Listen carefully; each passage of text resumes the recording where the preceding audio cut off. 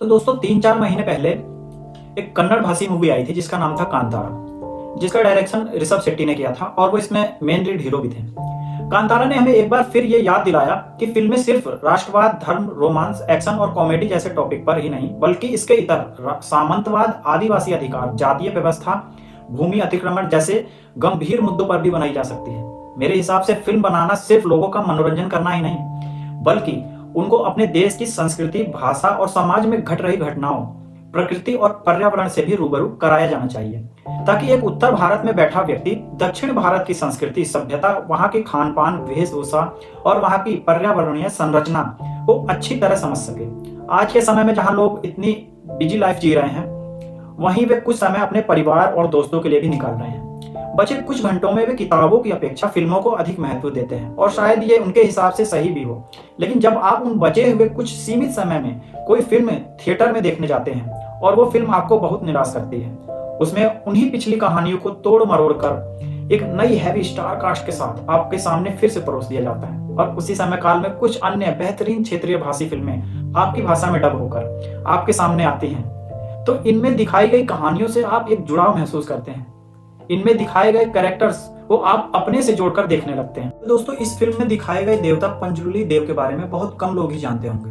पंजुरुली शब्द एक तुलु शब्द पंजीदा कुल्ले है। तुलु भाषा में इसका अर्थ होता है युवा वराह। ये कुछ भगवान विष्णु के तीसरे अवतार यानी वराह अवतार के जैसा ही प्रतीत होता है। पंजुरुली देव सबसे प्राचीन देवताओं में से एक माने जाते हैं। एक मान्यता के अनुसार जब पृथ्वी पर अन्न की उत्पत्ति हुई, उसी समय पंजुरुली देव पृथ्वी पर आए। दक्षिण भारत के कर्नाटक और केरल के कुछ जगहों पर पंजुरुली देव की पूजा अर्चना की जाती है, लेकिन देश के अन्य हिस्सों में पंजुरुली देव के बारे में बहुत कम लोग ही जानते हैं।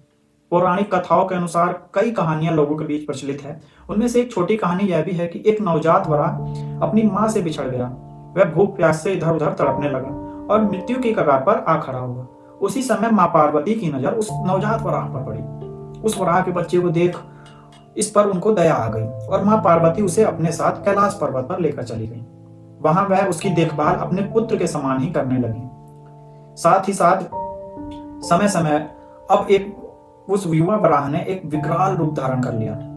उसके बड़े दांत निकल आए। बड़े दांतों से उसे काफी तकलीफ होने लगी। बड़े दांतों से तकलीफ होने के कारण सारी फसलों को वह नष्ट करने लगा। फसलें नष्ट होने से अनाज की कमी होने लगी और लोग भूख प्यास से मरने लगे। ये सब होता देख भगवान शिव क्रोधित हो उठे और सृष्टि के कल्याण के लिए उस वराह को मारने का फैसला किया गया। तब माता पार्वती ने उस वराह को ना मारने की प्रार्थना की। माता पार्वती की प्रार्थना पर भगवान शिव ने उस वराह का वध तो नहीं किया, पर उस वराह को कैलाश पर्वत से पृथ्वी पर जाने का श्राप दिया। अपनी प्राण रक्षा के बाद उस वराह ने भगवान शिव की आराधना की और तब भगवान शिव ने उसे पृथ्वी पर जाने की आज्ञा दी और वहां फसलों की रक्षा करने का आदेश भी दिया। और तब से वह वराह पंजुरुली देव के रूप में पृथ्वी पर निवास करने लगे। तब से पृथ्वी पर उन्हें लोगों ने देवता की तरह पूजना आरंभ किया। दक्षिण भारत में अलग अलग स्थानों पर इन्हें अलग अलग नामों से जाना जाता है। इसके नाम के साथ ही इनकी पूजा पद्धति और रूप में भी अलग अलग बदलाव देखे जाते हैं। अधिकतर स्थानों पर इन्हें वराह के रूप में दिखाया जाता है, किंतु कुछ स्थानों पर इन्हें मुखौटा पहने मनुष्य के रूप में दिखाया जाता है। पंजुरुली देव के साथ साथ एक और देव गुलिगा देव का भी वर्णन होता है, जो देव उग्र के रूप में जाने जाते हैं। प्राचीन मान्यताओं के अनुसार माता पार्वती महादेव के लिए एक बार भस्म लाई। उस भस्म में एक कंकड़ निकला। उस कंकड़ को निकालकर महादेव ने धरती की ओर फेंका। उसी कंकड़ से गुलिगा देव अपने उग्र रूप में जन्मे। महादेव ने उन्हें भगवान विष्णु के पास भेज दिया। विष्णु ने उन्हें पृथ्वी पर नैना उल्ला संके के गर्भ में भेज दिया। 9 माह के पश्चात गुलिगा देव अपनी माता का उदर फाड़कर बाहर आए। वे अत्यंत भूखे थे, इसलिए कुछ खाने को ढूंढने लगे।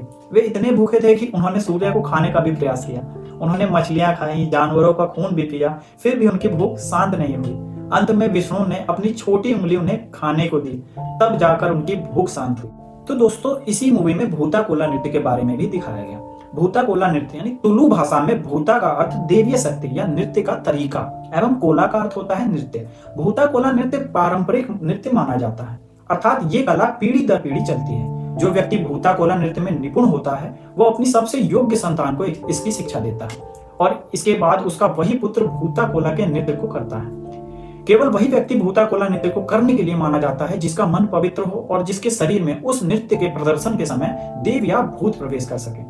माना जाता है कि जो व्यक्ति नृतक बनता है उसके शरीर में पंजुरुली देवता आते हैं। वे गांव वालों के पारिवारिक मुद्दों और विवादों को सुलझाते हैं। ये देवता इन गांवों को समस्याओं और बुरी घटनाओं से बचाते हैं।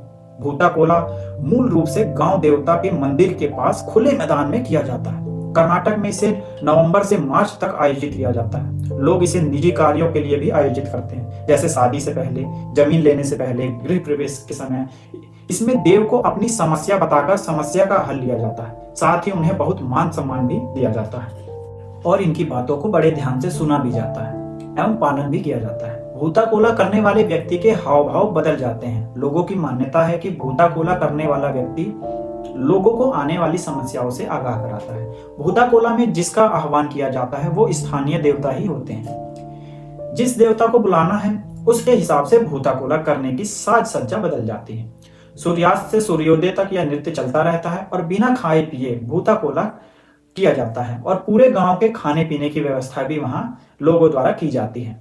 तो दोस्तों, कैसा लगा ये वीडियो? प्लीज कमेंट करके जरूर बताइएगा। धन्यवाद।